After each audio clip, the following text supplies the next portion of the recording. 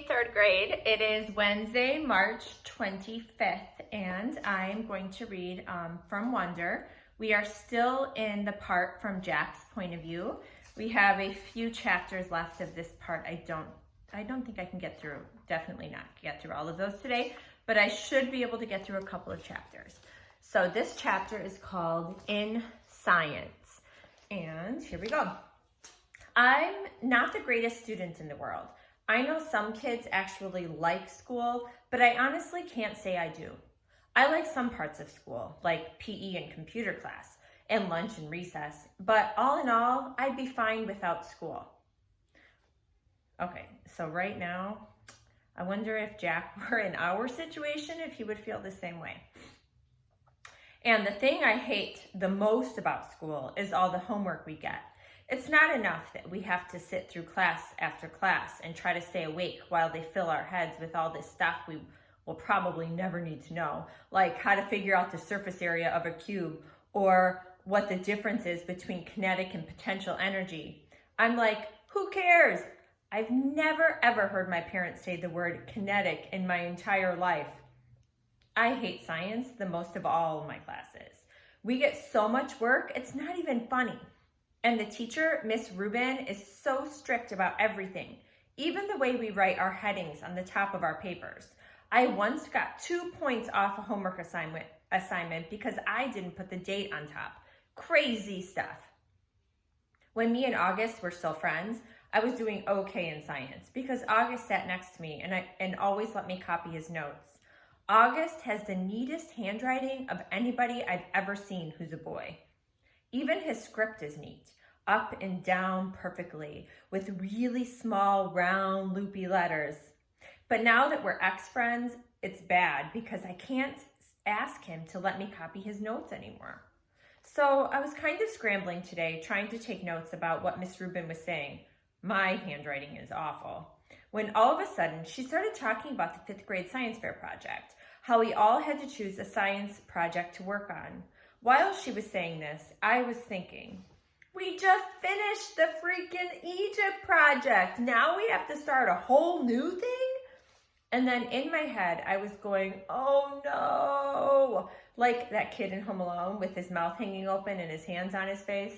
I'm sure you all know that scene where he's like that. That was the face I was making on the inside. And then I thought of those pictures of melting ghost faces I've seen somewhere where the mouths are open wide and they're screaming. And then all of a sudden, this picture flew into my head, this memory. And I knew what Summer had meant by bleeding scream. It's so weird how it all just came back to me in this flash. Someone in homeroom had dressed up in a bleeding scream costume on Halloween. I remember seeing him a few desks away from me. And then I remember not seeing him again. Oh man, it was August. All of this hit me in science class while the teacher was talking. Oh man, I'd been talking to Julian about August. Oh man, now I understood. I was so mean. I don't even know why. I'm not even sure what I said, but it was bad. It was only a minute or two. It's just that I knew Julian and everybody thought I was so weird for hanging out with August all the time.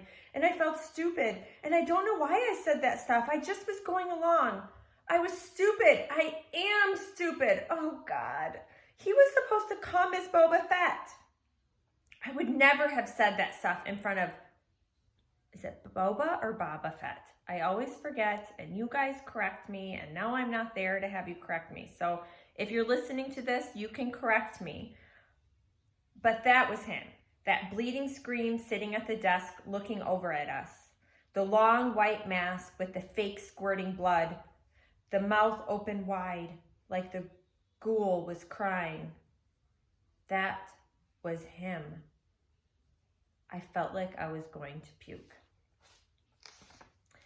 Okay, so that, I felt like I was going to puke, is a pretty good sign of how Jack is feeling about that. So I think we can infer how he is feeling based on that. I don't think he's feeling so good. The next chapter is called Partners, and it's short. I didn't hear a word of what Miss Rubin was saying after that. Blah, blah, blah, science fair project. Blah, blah, blah, partners, blah, blah. It was like the way grown-ups talk in Charlie Brown movies, like someone talking underwater. Wah, wah, wah, wah, wah, wah, wah. Then all of a sudden, Miss Rubin started pointing to kids around the class. Reed and Tristan, Maya and Max, Charlotte and Mena, August and Jack. She pointed to us when she said this. Mild and Amos, Julian and Henry, Savannah and... I didn't hear the rest. Huh? I said. The bell rang. So don't forget to get together with your partners to choose a project from the list, guys, said Miss Rubin as everyone started taking off. I looked up at August, but he had already put his backpack on and was practically out the door.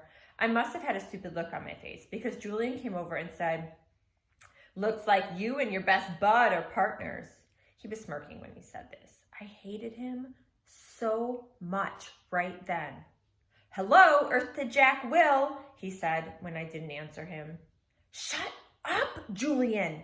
I was putting my loose leaf binder away in my backpack and just wanted him away from me.